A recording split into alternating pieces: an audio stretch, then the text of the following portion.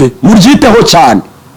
Igihe cyose uri gukora ibintu byiza ugambiriye gukura abantu mu bibi, akenshi aba bantu ntago bazakumva neza, ntago bazemera kuri kubagirira neza, ariko nibinjira mu nyungu z'ibyiza wabagejejemo bazatangira bagushime bagaruke.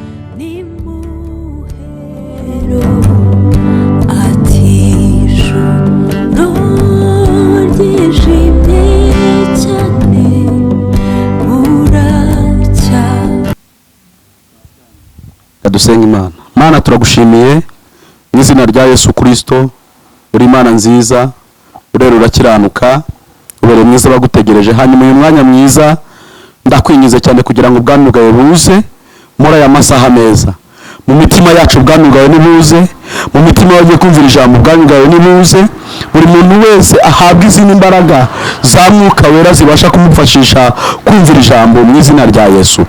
Nsengeye uyu mwanya mwiza kugira ngo ningiye kuvuga mvuge mbwirijwe nawe, kandi uko mvuga bituruke mu rukundo rwawe no mu bushake bwawe, here kugira kirogoya nimwe yagaragara yogo ijambo ryawe kugira ngo abantu batumva, mu izina rya Yesu Kristo wa Nazareti.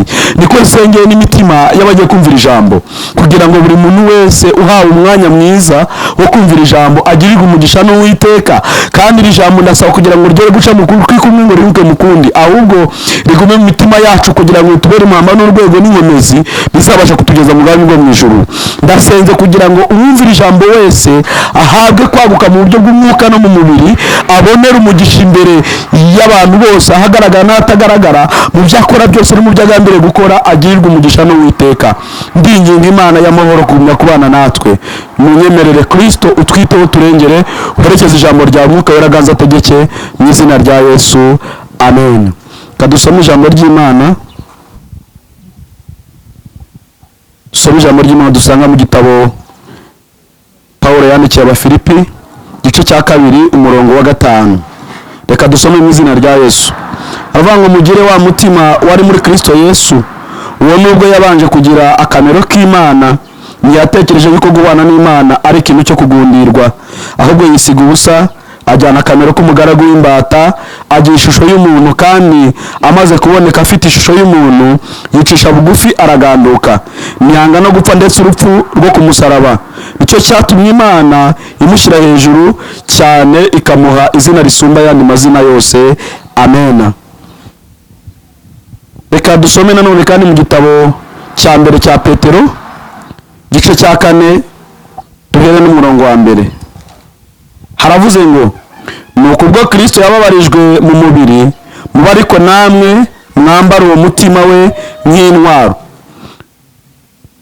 kuko ubabarizwa mu mubiri abamaze kureka ibyaha, ngo ahereko amara iminsi isigaye akiri mu mubiri, atakigengwa n'irari rya kamere y'abantu, ahubwo akora iby'Imana ishaka, kuko igihe cyashize cyari gihagije gukora ibyo abapagani bakunda gukora, no kugira ingeso z'isoni nke n'izo kurarikira, no kunywa inzoga nyinshi, no kugira ibiganiro bibi, no gusinda n'imigenzo izira cyane y'abasenga ibishushanyo. Basigaye batangazwa nuko muri ibyo mudafatanya nabo gusayisha no gukabya ubukubaganyi nkabo bakabasebya, nyamara bazabibazwa n'uwiteguye guca imanza z'abazima n'abapfuye, amen. Reka dusoreze mu ijambo dusanga mu gitabo Paulo yandikiye Filimoni igice 1 umurongo wa 20. Haravuze ngo bibe bityo mwene data, mubone mu mumaro mu mwami wacu, nduri umutima muri Kristo Yesu, amen. Imana impaye umwanya mwiza wo kuboneka ahangaha mvuga ijambo ry'Imana kuri iyi Holy TV. Iyo Mana yampaye uyu mwanya ndayishimiye, kandi nshimye n'umushumba nawe Imana imumugisha cyane mwagurira imbago, kandi nshimiye buri muntu wese nawe unteze amatwi muri uyu mwanya kugira ngo yumvire ijambo, musabira guhabwa umugisha n'Uwiteka. Imana ibaha umugisha. Rero twihuse twasomye ijambo ry'Imana. Iri jambo ry'Imana twasomye ni ijambo muri no minsi riri kumfasha kwinjira cyane mu kuba mu Mana. Ni ijambo muri no minsi riri kunshoboza gukiranuka cyane. Niwarikurikirana urasanga ari ijambo ridufasha kubana n'Imana cyane gusumba ibindi byose. Yesu ashimwe cyane. Iri ni ijambo Paulo yabwiye ABAFIRIPI, arababwira mu gihe ABAFIRIPI bafite ukuntu bameze, bagaragaraga nk'abari mu rusengero, bagaragara nk'abasenga, bagaragara nk'abakijijwe, kandi imirimo bakoraga mu bigaragara byagaragaraga nk'abantu bari gukiranuka. Ariko Paulo abitegereze asanga hari ikintu babura. Arababwira ngo Bafilipi bene data, mugire wa mutima wari muri Kristo Yesu. Nshaka ko tuganira kuri uwo mutima. Iri jambo na leta migira ngo gutunga umutima wari muri Kristo nk'intwaro umuntu arwanisha muri iki gihe cy'urugendo rw'umukristo mu nzira. Gutunga umutima wari muri Kristo Yesu nk'intwaro umuntu arwanisha muri iki gihe umukristo ari mu rugendo. Paulo amaze kwitegereza ABAFIRIPI asanga mu byo bakora byose hari icyo bagomba badafite. Arababwira ngo nimugire wa mutima wari muri Kristo Yesu, kuko uwo mutima Yesu yari afite n'umutima muteye gusanga kugumana icyubahiro cyangwa se guhana n'Imana atari ikintu cyo kugundirwa. Yemera kwambura umumana, yisiga ubusa, agaragara nk'udafite icyo afite, agaragara nk'umuswa, nk'umukene, agaragara nk'umuntu udafite ukuntu ameze kugira ngo abashe kugira abantu acungura. Ni umutima wari ufite urukundo rw'indengakamere, reka mbyite gutyo. Ni umutima wakundaga abantu mu buryo butandukanye. Ni umutima kuri ubu utabasha kubona na buri muntu wese. Twese turasenga, tuvuga ubutumwa bwiza, yewe dukora byinshi bitandukanye, ariko uwo mutima kuwugira bisaba izindi mbaraga. Yesu ashimwe cyane. Uwo mutima Paulo yababwiraga wari umutima ubasaba kugira ngo ukunde umuntu wawe uwo ari we wese, utitaye ku cyari cyo, utitaye ku cyo afite, utitaye ku kinagwa cyangwa ku nyungu runaka afite. Wari umutima wo gukunda utarobanuye ku butoni. Wari umutima wo gukunda utitaye ku mpamvu y'umuntu iyo ari yo yose, ku bwoko n'akarere. Haleluya. Wari umutima wasabwaga kugira ngo wowe urebe cyane, urenze amaso y'ibiba abantu bagukorera, ahubwo urebe cyane ku Mana. Wari umutima, uwo mutima wari umutima wo kwitegereza cyane ukamenya inyungu Imana ifite kuko ufite uwo mutima mu bantu urimo. Haleluya. Uwo mutima wamusabaga gukunda buri muntu wese, umwanzi n'umukunzi. Wari umutima umusaba kurenza amaso ku buhemu n'ibyaha abantu bakora, baba ari we bahemukira cyangwa se bahemukira abandi runaka, ariko ukabyirengagiza kugira ngo ubanze ubakunde. Reka mbabwire bene data, ntushobora gukura umuntu mu bibi utabanje kwirengagiza ibibi ari gukora. Yesu ashimwe cyane. Bisaba kugira ngo umutima wawe urenge bya bibi, numara kubirenga ubanze umubabarire mbere yo kumusanga ngo umukure muri bya bibi. Aha ngaha mbonera kubabwira ngo iyo turi mu ivugabutumwa ntago ari byiza gutokinga umuntu umubwira ngo reka ibyaha, reka ntago ari byiza. Uramusanga ukamwegera, ukamuganiriza, ukabanza ukamufasha daboro kubanza kumva neza ko ahantu ari atari heza. Yesu ashimwe cyane. Wigira nka mugenzi, kuko Paulo yigeze avuga amagambo meza cyane. Nkunda aravuga ngo mu Bayuda iyo mbarimo mpinduka umuyuda, nagira ngo bagira iki ngabungira iki kugira ngo ngire benshi mpindurira Kristo. Yesu ashimwe cyane. Natwe muri rivuga butumwa turasabwa iyo strategy yo kubanza gusa nabo tugiye kubwiriza, yo kubanza, ntago nshaka kuvuga ngo duse nabo mu byaho ya gusa nabo tugiye kubwiriza, no kubanza kubereka ko turi kumwe nabo, turi bagenzi babo, tukicarana nabo, twamara kubana nabo tukabereka wa mutima mwiza ukwiriye, ubereka urukundo ko tubakeneye. Haleluya. Iyo umaze kwereka umuntu ko umukeneye, iyo umaze kwereka umuntu ko umushaka, bituma gutega amatwi. Imana ishimwe cyane. Rero uyu mutima wa Kristo niko wari umeze mbere. Wabanje kuba umutima wo gukunda abanyabyaha zemo, arabanza arabakunda atitaye ku byaha bakora, atitaye ku ngeso mbi, atitaye ku cyubahiro yari afite mu ijuru. Aracyambura aravuga ngo nubwo bamemukiye, nubwo bangiriye nabi, ariko birakwiriye ko uyu mwanya nkwiriye kumanuka ngasiga icyubahiro, ngasiga ubumana, ngasiga gukomera kwanjye, nkamanuka nkajya hasi ku itapi nkaroshya nabo, ndetse nkaba umugaragu wabo kugira ngo mbashe kubarokora. Imana ishimwe cyane. Aha haritonderwa. Impamvu hitonderwa, muri no minsi turi mu gihe gikomeye ko abantu babayeho muze bo kwishakira ibyubahiro, ariko ntibyari bikwiriye cyane ko umuhamagaro twahamagawe si uwo gushaka ibyubahiro cyane. Hari umunsi tuzubahwa, hari umunsi tuzakomera, hari umunsi tuzabona ibyo dushaka, ariko tukiri muri iyi si dufashe igihe mu ntambara. Ni igihe cyo kurwana intambara, kandi iyi ntambara kugira ngo tubashe kuyitsinda nuko tugomba kugira ibyo twirengagiza. Imana ishimwe cyane. Rero mu byo kwirengagiza harimo no kwirengagiza icyubahiro. Mu byo tugomba kwirengagiza harimo no kwirengagiza gukomera, tukabanza tukegerana n'abo Imana dutumyeho, tukabanza tukabana n'abo ngabo Imana iri guhamagara, ba bandi Imana ishaka kuzabaha ubwami bwayo. Rero kugira ngo tubarokore, icy'ingenzi ni ukubanza gutakaza icyo twitaga igikomeye ku buzima bwacu. Kugira ngo tubarokore, igikenewe ni ukubanza kureka ibyo dusiga, tugasiga ku ruhande, twamara tukaza tukabwiriza abantu ubutumwa bwiza, ariko tumaze guca bugufi, tugaragaza ko ntacyo turi cyo, kugira ngo babashe kumva ubutumwa bwiza. Paulo amaze kubwira Abafilipi aya magambo, arababwira ngo mumenye neza ko uyu Kristo yemeye gusiga byose, yiyambura ubumana byose, aradepoza, arambika hasi, amanuka ntacyo ari cyo, yambaye umubiri w'umuntu, ndetse Bibiliya ivuga ngo yari yambaye umugaragu w'imbata, ishusho y'umugaragu w'imbata upfa. Ndetse amaze kuboneka afite ishusho y'umugaragu w'umuntu, ntiyanga ndetse no gupfa urupfu rwo ku musaraba. Bivuze ngo yari yaje yiyemeje gukora buri kintu cyose kugira ngo aturokore bavandimwe. Yesu yasize ibyo byose kugira ngo aturokore. Yaje adushaka, arirengagiza, aratakaza, arahomba, ndetse aramanuka cyane, arasuzugurika, bituma uyu munsi wa none twitwa abo turi bo. Imana ishimwe cyane. Hanyuma Petero we yabivuze neza, aravuga ngo ni ukubwo Kristo yababarijwe mu mubiri. Aleluya. Ni ukubwo Kristo yababarijwe mu mubiri, mureke natwe abe ariko dutora wa mutima wa Kristo nk'intwaro udushoboze muri ibyo bihe ndimo mbabwira. Uyu mutima wa Kristo nituwugira nk'intwaro, tukabana nawo nk'intwaro, uzatubashisha kunesha urugamba rwose, urwo rwose murimo mureba rudashoboka. Yewe icyo cyubahiro cyatunaniye kureka, umutima wa Kristo uzatubashisha kukireka. Aleluya. Rimwe na rimwe abantu banga kubabarira kuko atari uko batabishaka, ahubwo ari ukubera ko batabishoboye.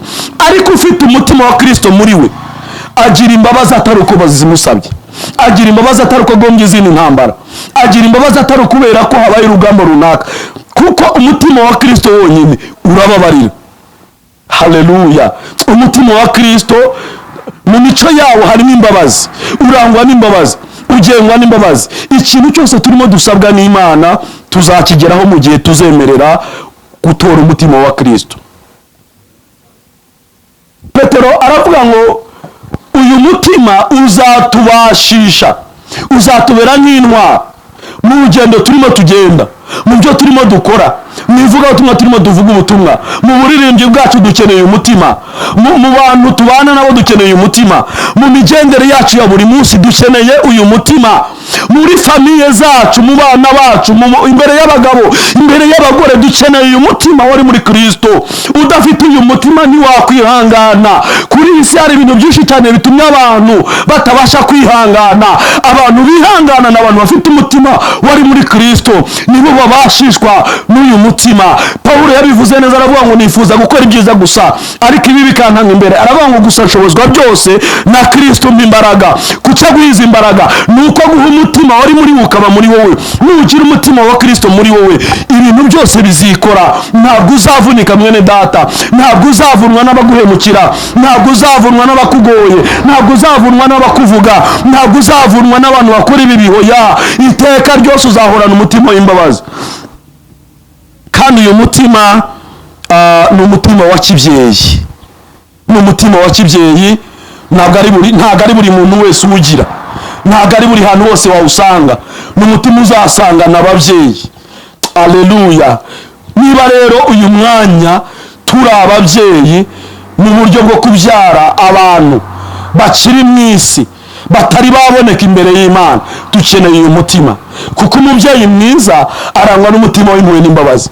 Umubyeyi mwiza arangwa n'umutima wo gukunda ababyara. Baca umugani mu Kinyarwanda ngo ibyaye ishyano iraryonsa, ibyaye ikibi ikakirigata. Bivuze iki rero? Nuko ikintu cyose kibi kiguturutsemo ugomba kugikavaringa, ukagikuraho ububi bwacyo, ukanihanganira ububi bwacyo. Bishatse kuvuga ngo nitumera gutya tukagira umutima mu byo dukora byose, ibyo byose turimo dukora bizatuma tubabarira buri muntu wese uca imbere yacu, haba mu rwego rwa gishumba, haba mu rwego rwo mu ngo, haba mu rwego rwo mu gikristo. Aho turi hose nitugira uwo mutima bizadufasha cyane kubana n'abo bantu, kuko tuzaba twababariye. Yesu ashimwe cyane.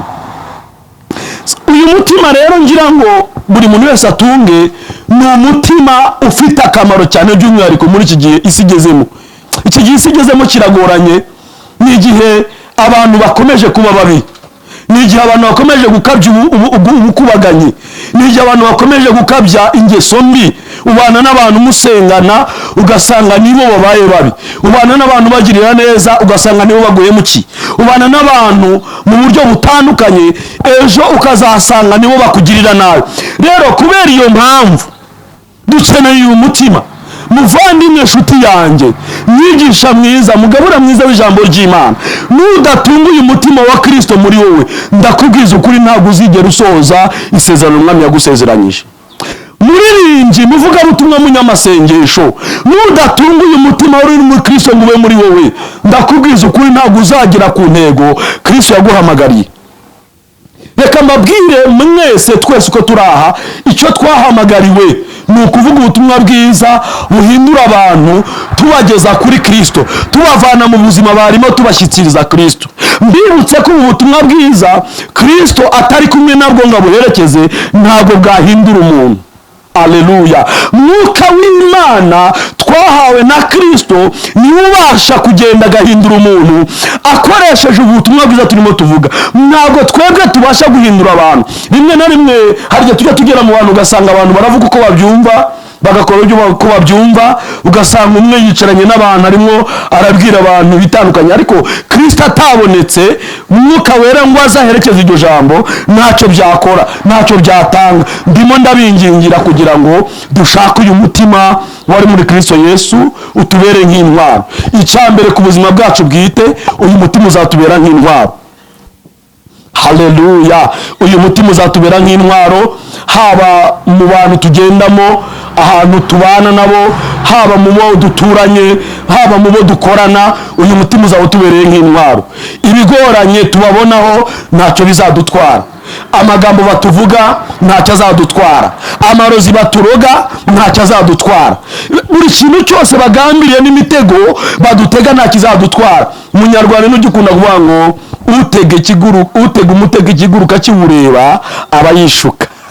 Haleluya. Impamvu yishuka no kubera iki? Nuko iteka ryose ntabwo wagwa mu mutego wabonye bagutega kandi wawubonye, bivuze ngo urawukwepa kuko wawubonye. Rero n'umukristo ufite uyu mutima wa Kristo, uyu mutima ukubera amaso ahatagaragara, uyu mutima ukwereka ya mitego bagutega, ya yindi Satani yaguteze, ya yindi wahuye nayo mu rugendo, ya yindi ubona buri mwanya, ya biri mu rugo rwawe, umutima wa Kristo urayikwereka, ya biri muri famiye, umutima wa Kristo urayikwereka, yewe no mu kuri butahe bakagutega, umutima wa Kristo urabikwereka. Niba ari umuntu uguhagurukira ushaka kugirira nabi, umutima wa Kristo ukwereka ya nabi, wa mutego wategwaga. Bivuze ngo uwo mutima wa Kristo cyambere ugukorera ukubera ijisho ryahatagaragara, ukurebera hamwe utabasha kureba. Muvandi, ukeneye umutima, ukeneye umutima mu byo ukora byose, haba mu rugo rwawe nakubwiye ngo ukeneye umutima, mu byo ukora byose ukeneye umutima, mu kazi kawe ukeneye umutima, mu ntambara ufite ukeneye umutima, mu itorero dukeneye umutima, mu kuririmba dukeneye umutima, mu byo dukora byose dukeneye uyu mutima. Uyu mutima utarawugira ntaho wabasha kuva, nta naho wagera. wavuga ubutumwa bugapfa ubusa, wakora ibyo ukora bigapfa ubusa, kuko nta mutima wari muri Kristo Yesu ufite. Ariko nuwugira ibyo ukora byose bizagenda neza. Ndimo ndinginga bene data muneza amatwi, ndimo ndabinginga musabe Kristo abaho umutima wari muri Kristo. Musabe Imana ibaho uwo mutima. Uyu mutima nituwutunga bizagenda neza. Uyu mutima nituwutunga tuzagira benshi duhindurire Kristo. Haleluya. Paulo niko yabwiye Timoteyo, haramubwira ngo kandi ibyo wanyumvanye imbere y'abahamya benshi ubimenyesha abantu bo kwizerwa, nabo bazabasha kubibwira abandi. Timoteyo wa 2 igice cya 2 kuki yamubwiye amagambo? Nuko hakenewe abantu bo kwizerwa. Umuntu wo kwizerwa ni muntu ki? Ni umuntu ufite umutima uri muri Kristo akawutunga muri we. Uyu mutima ufite uba uri umwizerwa, haba muri leta uba wizerwa, haba mu baturage rusange uba wizerwa, mu rugo iwawe uba wizerwa, muri karitsiye uba wizerwa, aho ugeze hose uba uri umwizerwa, kuko ufite umutima wari muri Kristo. Mu yandi magambo, nta ntambara n'imwe yatera mu bantu iguturutseho. Uhora iteka ryose uhoshe intambara, uhora uri umunyamahoro. Dukeneye rero umuntu w'umwizerwa ufite umutima uri muri Kristo. Mbibutse ko iyo umuntu ari umuntu nyine ntabasha gutunga umutima wari muri Kristo muri we. Nta nubwo ibyo yakora byose ntago aba umwizerwa. Ariko iyo umutima wari muri Kristo ugeze muri wowe uhinduka umwizerwa, kuko uyu mutima niwo wizewe, si wowe. Uyu mutima wari muri Kristo niwo mutima, niwo wizewe, niwo wari ukenewe. Haleluya. Igihe cyose umaze kuwutunga uhinduka umwizerwa. Ukeneye guhinduka umwizerwa, shaka umutima wari muri Kristo uture muri wowe. Nuwimika ukaba muri wowe uzabura umwizerwa, aho uzagera hose uzizerwa. Haleluya. Ndimo ndakwingingira kuba umwizerwa. Uzabikura hehe? Uzabikura kukuba utunze umutima wari muri Kristo Yesu. Uyu mutima nuza ugatura muri wowe, ibyo ukora byose bizagenda neza. Ndagusabira nanjye nisabira kugira ngo umwuka w'Imana aganza ategeke tugire umutima wari muri Kristo muri twebwe. Imana ishimwe cyane. Haleluya. Uyu mutima wari muri Kristo Yesu turawukeneye, kandi uyu mutima uzatubashisha kugera naho tutabasha kugera. Ndagira ngo mbabwire ngo iyo umuntu ari mu mubiri akora iby'umubiri, iyo umuntu akiriwe nyine akiriwe, iyo ukiri wowe ukora ibyawe nyine wowe. Ariko iyo wemereye Kristo umutima ukaza ugatura muri wowe, ukora ibya Kristo ashaka gukora. Mwivuga butumwa ryawe uvuga ibyo Kristo ashaka kuvuga, mu guhanura ko uhanura ibyo Kristo ashaka kuhanura, mu kuririmba ko uririmba ibyo Kristo ashaka kuririmba. Imikorere yawe iyo ugiye gutanga utanga uko Kristo ashaka gutanga, ntabwo ugikora nkawe, ubukora nka Kristo muri wowe, kuko umutima wa Kristo niwe Kristo uturiye muri wowe. Imana ishimwe cyane. Paulo yabwiye Abagalatiya mu 5:19 yarabwiye ngo dore imirimo ya kamere iragaragara. Iyo umuntu akiri mu mubiri agaragaza imirimo ya kamere. Imirimo ya kamere iri muri wowe ukora ibya kamere. Ushobora guhanura ariko ugifite imirimo ya kamere. Ushobora kuririmba ariko ugifite imirimo ya kamere. Banza urebe niba utagengwa na kamere, mutaburwa na kamere. Kwinjira umwuka kwawe sicyo kibazo, kubuhanura sicyo kibazo, nta nubwo ari gitangaza. Ibyo ngibyo bitandukanye n'ibyo Kristo ashaka. Kristo arashaka ko uba umuntu ufite umutima wa Kristo muri wowe. Icyo gihe uza umaze kuba umukristo nyakuri, ushobora gukora nk'ibyo Umwami Imana ashima. Haleluya. Reka ngeze anga amaze babwira akantu gatoya. Niba ufite impano, ukaba ufite impano za Mwuka Wera, uhanura werekwa, ariko ukabuzi neza ko ukiyoborwa n'imirimo ya kamere, genda ubanze ubika impano, ushakisha umutima wari muri Kristo. Numara kuwutunga ubone kuzahanura, kuko ibyo uhanura ntabwo bikomoka kuri Kristo, bifite ahantu bikomoka, kuko uwagutumye ntari muri wowe. Niba atari muri wowe se ari muri ukoreshwa nandi. Ibyo ukora ibyo ni ibyawe nyine, ni ibyawe ubikora nkawe, kuko ubikora ku manywa nijoro ukabyica, ubikora ku manywa ku mugoroba ukabyangiza. Kubera iki? Uyoborwa na kamere. Umuntu uri muri Kristo rero ni uwe. Paulo bivuga neza Abagalatiya 5:22, ariko imbuto z'umwuka, haleluya, imbuto z'umwuka zitwereka neza ufite umutima wa Kristo wari we. Haleluya. Dore icyo ugomba Umwami Imana. Icya mbere, icyo ugomba Umwami Imana uramugomba ko ari itegeko ko ugomba kugira imbabazi atari uko bazigusabye. Kabiri, ugomba gukunda atari uko bagukunze. Haleluya. Ugomba kwihangana atari uko bisabwe kwihangana. Imana ishimwe cyane. Haleluya. Wowe urasabwa gufasha, urasabwa gukiranuka, urasabwa kubera abandi neza. Ntabwo usabwa ko abandi bagukiranukira, ntabwo usabwa ko abandi bakubera mwiza. Hoya, wowe urasabwa kubera abandi neza. Nibashaka bakubere babi, nibashaka bakugirire nabi, icyo usabwa wowe nuko ugomba kubakiranukira kuva kuri 1 kugera kuri 0. Impamvu niyi nuko uyu munsi Yesu yaje muzabarana ku ruhare rwawe gusa. Ntawe uzagufasha, ntawe muzabana. Mu gihe uzaba uri kubarana na Kristo uzaba uri wenyine.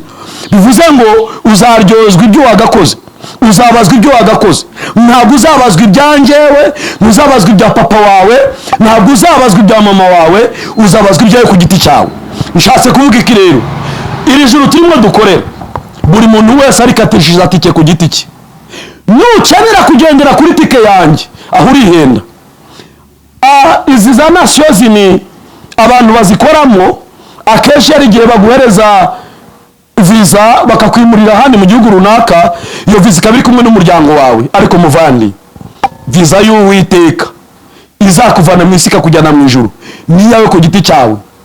Haleluya. Bibiliya yaravuze ngo icyo gihe babiri bazaba bari hejuru y'inzu, umwe agenda undi asigara. Iravuga ngo umubyeyi azaba ahetse umwana, umwana yishure mu mugongo, umwana agenda umubyeyi asigara. Bishatse kuvuga iki? Umugabo wawe ukunda cyane, umugore wawe ukunda cyane, umwana wabyaye wakuvunye, ntabwo muzajyana. Ukeneye tike yawe ku giti cyawe, akeneye tike ku giti cyawe. Icyo bikoze ukiri muri iyi si, ibyo uri kuruhira, Imana uvana muri ubu butumwa, Imana uvana mu gukiranuka mu gakiza, uzayisangira nabo, ariko ntabwo izaguhisha tike yo kujyana nabo. Imana itugirire neza. Ukeneye gutunga umutima uri muri Kristo ku giti cyawe, wamara kubyemera ko utunze, ugasaba n'abandi nabo bakawutunga, hanyuma ukabingingira Imana kugira ngo bahabwe ubwo muntu wagiriwe nawe. Gutunga rero umutima uri muri Kristo Yesu ntabwo bisaba amashuri menshi, ntabwo bisaba amafaranga menshi, ntabwo bisaba gukomera cyane, ntibisaba imiryango ikomeye, ntibisaba kuba ubyibushye cyangwa unanutse.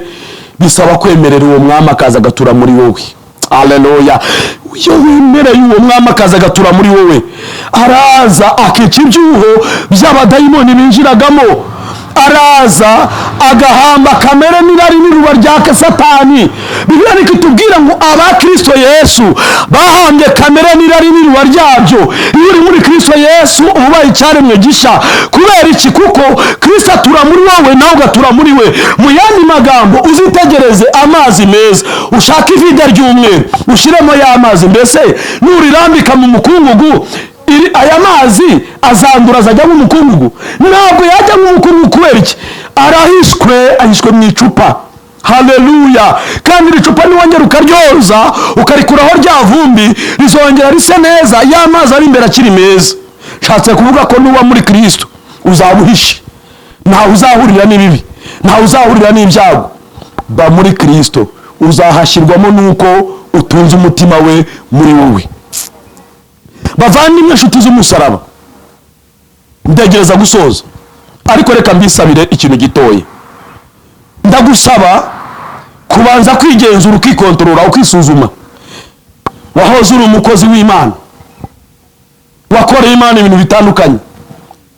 Si ngombwa kuba umupasitoro, si ngombwa kuba umuvugabutumwa runaka. Hoya, warasenze, wabaye mu rusengero, watanze icyacumi, watanze amaturo, wafashije abakene, wasangiye abantu, wasuye abarwayi.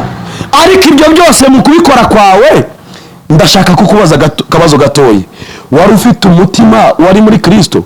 Wabikoranye uwo mutima?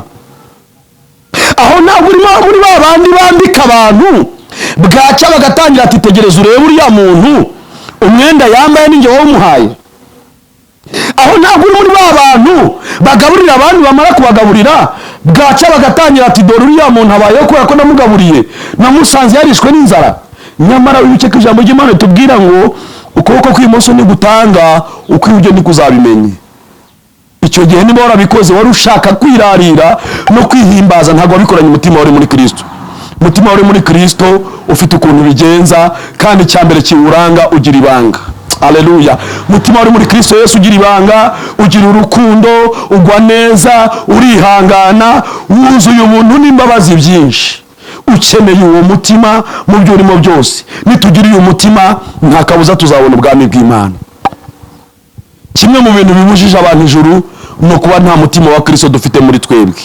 Ibyo dukora by'imirimo turayikora, gusenga turasenga, yewe twurira imisozi, turara ubutayu, tujya mu mazi, dusengera mu buvumo, dukora imirimo myinshi itandukanye, ariko iyo ntacyo yatumarira mu gihe nta mutima wari muri Kristo Yesu dufite. Kuko uyu mutima nababwiye ngo uwo mutima utubere nk'intwaro. Petero yakomeje kuvuga neza, aravuga ngo kuko ubabarizwa mu mubiri. Haleluya. Uwo bamaze kureka ibyaha rwose, bivuze ngo umuntu waretse ibyaha umubiri urababara. Haleluya. Umubiri wawe ubabazwa nuko waretse ibyaha. Iyo wibujije ibintu runaka utangira kubabara mu mubiri. Kubera iki? Kugira ngo wishimishe Kristo.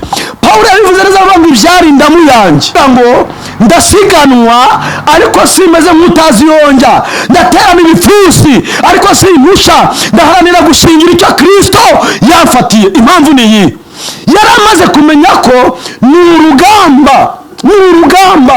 Iyo uretse iby'isi kugira ngo ushingire iby'ijuru, ni urugamba. Iby'isi biradukurura, bikeneye kudukura ku Mana, ariko natwe dukeneye kureka iby'isi tukiyegereza Imana. Haleluya. Urwo rugamba rero tuzarurwana twirengagiza ibyarindamu zacu bigahinduka ibihombo kugira ngo dushingire Kristo. Akantu gatoya, umuntu umwe nigeze kumubwira ngo gira imbabazi. Yari afitanye ikibazo n'umuntu gikomeye, ntabwo cyari cyoroshye. Arangije arambwira ngo ntabwo nshobora kubabarira umuntu utasabye imbabazi. Ngo ngende mubabarire gusa mubwire ngo ndakubabarire. Ndavuga ngo mva icyo utegetswe usabwa. Urasabwa kugenda ugasanga umuntu waguhemukiye, mbere banze umubabarire muri wowe. Numara kumubabarira umusange umubwire ngo narakubabariye kandi ndakubohoye. Kandi muri cya gihe mwagiranye urubanza, cya gihe mwagiranye ibibazo, cya gihe mwagiranye intambara, nawe niwigenzura neza cyangwa ukayimena akakugenzura, uraza gusanga utarakiranutse. Bivuze iki? Ukeneye kubabarira kugira ngo ubabarirwe. Yesu yigishije abigishwa be gusenga, ababwira ngo iki? Yarababwiye ngo Data wa twese uri mu ijuru, izina ryawe ryubahwe, ubwami bwawe buze, ibyo ushaka bibaho mu isi nk'uko bibaho mu ijuru. Uduhe ibyo kurya byacu by'uyu munsi, utubabarire ibyaha byacu nk'uko natwe tubabarira ababiducumuyeho. Aha hashatse kuvuga iki? Mbere y'uko usaba imbabazi, banza ubabarire. Ibi ngibi bishoborwa n'umuntu ufite umutima wari muri Kristo muri we. N'umubiri wawe ntiwabishobora, kuko iyo umuntu akiriwe arakiri uwa kamere rwose. Ariko umaze guhamba kamere n'irari n'ibura ryabyo, afite Kristo muri we, ababarira atari kubera we, ahubwo ababarira kubera Kristo amushoboje. Imana itugirire neza. Genzura neza rero, genzura neza urebe ibyo ukora ubikora kubera Kristo cyangwa ubikora kubera wowe. Nababwiye ngo iyo umutima wa Kristo uri muri wowe, ubikora wumva bikunejeje gusa. Icyo gihe iyo ubikora kubera Kristo, iyo ari umuntu wakurogeye nawe umubara mu bandi ntumukuramo.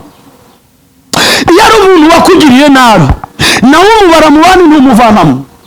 Iyo ari umuntu uguhemukira umunsi nubwo yaba yaragututse aje akanagukubita, iyo ugiye gufasha abandi ntabwo mutoranyamo, nawe uramufasha. Nshatse kuvuga iki? Umutima wari muri Kristo Yesu ni umutima utarobanura ku butoni, ntabwo ureba impamvu izo arizo zose, ahubwo ubabarira byose, wihanganira byose, wiringira byose. Haleluya. Niyo mpamvu kuba umukristo nyakuri dukeneye uwo mutima. Haleluya. Uyu mutima niwo uzatubashisha kugera aho dusiganirwa kugana twese. Kandi mwibuke ko ni heza cyane. Nibuka umugabo w'Imana Stefano yarahitegereje, arahareba ari guterwa amabuye, ngo ararora areba mu ijuru, arakebuka arababwira ngo Mana, bababarire kuko batazi icyo bakora. Uzi impamvu yabikoze? Yitegereje ururembo Yerusalemu rumusanganira, asanga ni rwiza cyane gusumba hava, asanga bari kumutera amabuye atari abanzi bahubwo araba ari kumwirukana ahantu habi. Reka nkubwire, iyo umuntu agukubita gukura mu byaha akwinjiza ahantu heza, kenshi rimwe na rimwe ushobora kumurakarira, ariko iyo umaze kumenya ibyiza byo kuva mu byaha usanga ari umuntu mwiza. Kera nkiri umwana papa wanjye yakundaga kunkubitira kujya ku ishuri akankubita kubera ko nakundaga kuryama cyane, mbese nkumva nikundiye uburiri cyane, nari narakuze nabi kubw'ibirwara bitandukanye kubera gukunda uburiri cyane. Rero akankubitira kujya ku ishuri, nkumva ndamwanze, nkumva ni mubi. Ariko umunsi ishuri ryangaburiye, umunsi nanezerewe nakira impamyabushobozi by'uko ndangije ishuri, niho nibutse ko papa ari umubyeyi mwiza, bityo ndamushimira. Nshatse kuvuga ko umuntu yagukura mu bibi akujyana mu byiza, kenshi rimwe na rimwe ukiri mu buyobe n'umujiji ubona ko ari kuguhemukira, ariko iyo winjiye mu ngaruka z'ibyiza winjiyemo niho wibuka neza ko yakugiriye neza. Aleluya. Bavandimwe, iri jambo muryumve, muryiteho cyane. Igihe cyose uri gukora ibintu byiza ugambiriye gukura abantu mu bibi, akenshi aba bantu ntabwo bazakumva neza, ntabwo bazemera kuri kubagirira neza, ariko nibinjira mu nyungu z'ibyiza wabagejejemo bazatangira bagushime, bagaruke baguhindukirire. Imana ibahumugisha kandi Imana ibagirire neza.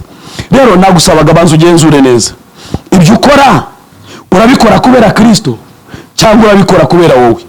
Niba ubikora kubera wowe uri muri himbaza, ariko niba ubikora kubera Kristo Imana iguhumugisha. Rero niba ubikora kubera wowe ukeneye imbaraga z'Imana, ukeneye wa mutima uri bukubashije kubikora kubera Kristo. Aleluya, aleluya. Ukeneye imbaraga z'Imana, ukeneye umutima wari muri Kristo Yesu. Imana ikugirire neza, wigenzure, wisuzume, urebe igihe umaze ukora uwo murimo w'Imana, ibyo wakoze byose urebe uburyo wabikozemo, kuko bibaye ari wowe ku giti cyawe waba waravomeye mu kiva, ariko bibaye ari kubera Kristo Imana iguha umugisha mwinshi. Nshuti z'umusaraba dusangiye kwizera muri Kristo Yesu, ndagira ngo mbabwire ngo umurimo wose dukora nimba tuwukora ku bwa Kristo tuwukorane umwete, kuko biriya niki tubwira mu migani ngo imirimo yose twerekeje amaboko tuyikorane umwete. Imana iduhana umugisha. Ariko nimba turi kuwukora kubera twebwe, twisuzume twongere duhindukire, haracyariho umwanya wo kwihana tugahindukira. Muvandimwe wonteze amatwi wihangane, kuko igihe kigiye kuza buri muntu wese azapimirwa imirimo yakoze. Ariko byaba bibabaje usanze warayikoze uyikorera utayikorera Imana, utayikora mu izina ry'Imana, uyitirira Imana ariko ari iyawe. Kuko muri no minsi maze iminsi ndwana n'umwuka wateye abashumba, wateye abavugabutumwa, uvuga ngo abantu banjye barabatwara. Ukibaza mbese abantu bawe ubavana he? Abantu ni aba Kristo. Niba turi mu murimo reka dukore dukorera Kristo, tugomorere benshi tubashira Kristo. Igihe cyose uzabakora ubiyegereza ufite inyungu runaka ushaka kubakuramo, kandi amaherezo uzisanga mu gihombo. Imana tugirire neza. Pawulo abwira Filimoni ngo igice kimwe mu 20 aho twasoreje havuze ngo biyo bityo mwene data nkubone mumaro mu mwami wacu unduhura umutima muri Kristo Yesu. Impamvu Pawulo yabwiye Filimoni ya magambo, yaramaze kumubwira ibyo Imana ishaka ko akora.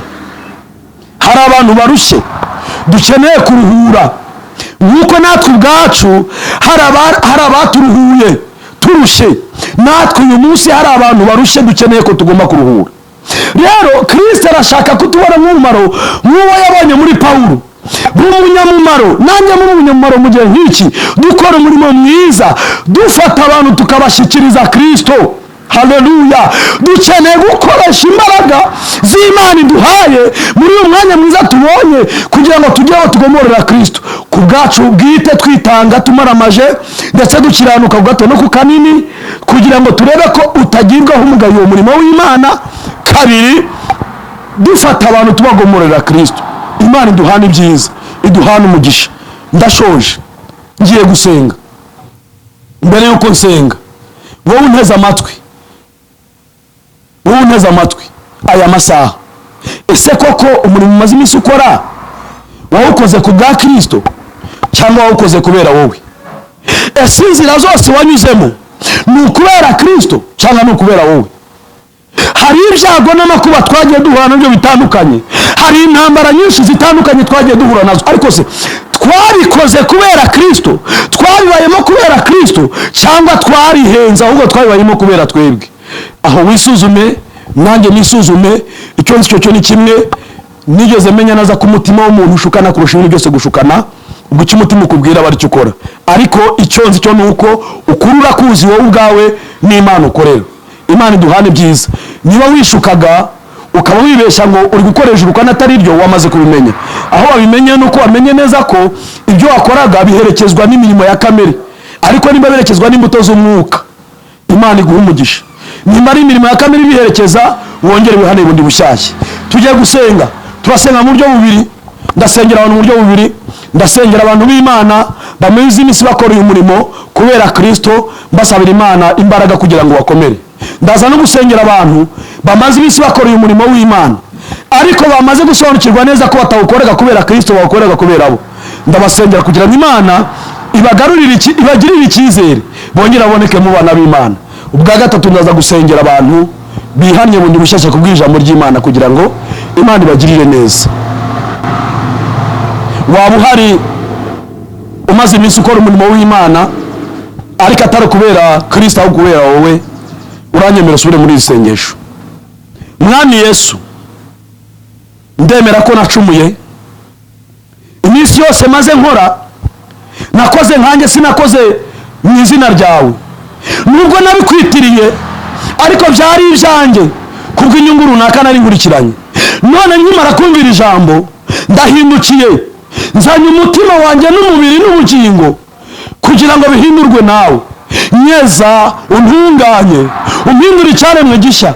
Uhereye uyu munsi nemeye kugukorera nkagukiranukira, nkaba umwana wawe. Mwuka wera anyobore muri byose. Mbyizeye ntyo kandi mbyatuye ntyo mu izina rya Yesu, amen. Yesu aguha umugisha kubera ko wemeye kwihana ugaca bugufi kubw'iryo jambo ry'Imana. Hanyuma wowe umaze iminsi ukora uyu murimo wa Kristo kubera Kristo, ukaba ufite intambara nyinshi zitandukanye, ukaba wibwira ngo ntibizarangira, ukaba wari utendebutse ushitse intege, nawe ngiye kugusengera Imana iguhe gukomera muri iki gihe, kuko dukeneye imbaraga z'Imana ishobora byose. Cyangwa bugufi dusenga Imana. Mwami w'abami, murengezi mwiza, wowe duhanze amaso ku manywa na nijoro, wowe dusenga ukumva gusenga kwacu. Nope estance again raisi edopifograi tanuwa egloria sire emor. Mu izina rya Yesu Kristo wa Nazareti, ngemerera aba bantu bawe baragukoreye, barihangana, baba mu bihe byiza byo gushaka mu maso hawe. Uyu mwanya bari bananiwe, basaba imbaraga ziva mu rukundo rwawe, basaba imbaraga ziva Siyoni, bayoboza urukundo rwawe. No mesire gaye ere shandore sika, ubahe gukomera erebonesire, ubahe kwambara izindi mbaraga. Twaye sire grome shando horere stance erebonesire mora, bahe kongera kuba abana bawe nyakuri enebonesire. Mwuka wera ganza tegetse, ukomeze kubayobora kugeza ku munsi uzaza gutwara itorero bakiranutse. Mwami, ubwo uzaza gutwara itorero uzasanga aba bana bawe bagikomeye, badatsinzwe n'uburiganya bwa Satani, bakiri abo kwizerwa. Niko mbasabiye basengera mu izina rya Data wa twese n'Umwana n'Umwuka wera, amen. Murakoze cyane. Ngiye gusengera abantu bakiriye agakiza kubwira ijambo ry'Imana. Birashoboka ko wumvishije iri jambo ukumva ari gukoze ku mutima, ukumva ugiye kwakira agakiza. Aho uri hose, turi mu gihe insengero zifunze, ariko uyu mwanya nawe wakwizera ukamera nka cya gisambo cyari kibambye iburyo bwa Yesu, nawe ukakira agakiza. Ahari wenda hawe haba hagiye kurangira, ariko uyu mwanya nyemerera repostance grome, uca bugufi wakira agakiza. Imana ikugirire neza. Ca bugufi aho uri, niba uri mu nzira, niba uri mu gitanda, aho uri hose sinitayeho, ca bugufi ufate ikiganza cyawe ugishyire mu gatuza cy'iburyo, hanyuma uzamura icy'ibumoso. Uyu mwanya wakire Kristo.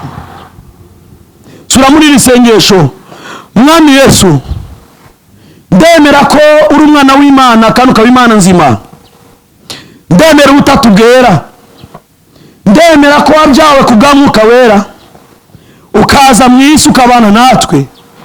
Ndetse ndemera ko wapfuye ugahambwa ku munsi wa gatatu ukazuka ukajya mu ijuru ukaba wicaye iburyo bw'Imana Data. Kandi ndahamya ko waje kubera njyewe. Ndemera ko ibyo byose wabikoreye njyewe umunyabyaha. Rero niyo mpamvu muri aka kanya nemeye ko ndi umunyabyaha. Nakoze ibyaha kenshi sinashyikira ubwiza bwawe. Uyu mwanya nihanye ibyaha byanjye. Ndemera ko ndi umunyabyaha nciye bugufi. Mbabarira kuko nagucumuyeho. Mwuka wera aganza ategetse muri nge. Nakira imbabazi ungiriye kandi sinzongera gukora ibyaha kundi. Nizeye ndashidikanya kumbabariye mu izina rya Yesu. Amen. Wowe umaze kwatura iryo sengesho nawe reka ngusengera Imana wizere kandi nugira ubuntu bagafungura isengero ukiri mu mubiri uzagenda ushake ahari itorero ry'Umwuka wera bakubatiza mu mazi menshi kugira ngo Yesu naze gutwara itorero nawe uzisange mu itorero. Kandi ndakwinginze uhereye umunsi ukimara kwakira agakiza uharanire kutazongera gusubira inyuma ukundi aho gukomeza ujya imbere wegezwe imbere mu mbaraga z'Umwuka. Nanjye nzakomeza kugusengera. Reka ngusengera Imana Data mu izina rya Yesu. Aba bantu bamaze kwihana ibyaha byabo bakoze barahindukiye bavuye mu buzima bwo kwigenga no kuramya ibigirwamana no gusenga ibishushanyo. Babaye abana bawe nyakuri. Bandukura mu gitabo cy'urupfu ubandika mu gitabo cy'ubugingo. Uhereye uyu munsi mwami ngisenga reka babe abana bawe nyakuri babe ku mutima wawe. Ubagirire neza mu izina rya Yesu. Amen. Murakoze cyane. Ndabashimiye kubwo kwakira ijambo ry'Imana. Ari abantu bahindukiye bari mu karindagiza ndabashimiye. Ari abakiri imbaraga bari batangiye gutentebuka ndabashimiye. Namwe mwihanye bushyashya ndabashimiye. Imana y'amahoro ibahe umugisha. Ibambike imbaraga ibakomereze mu kubw'ubuntu bwayo. Kandi ndabasabira kugira ngo mukomeze gusabira n'abera bose. Uhereye umunsi n'iteka ryose buri wese agira ishyaka rya mugenzi we. Tugirirane ishyaka kuko ari Imana dushaka muri Kristo Yesu. Murakoze mu izina rya Yesu.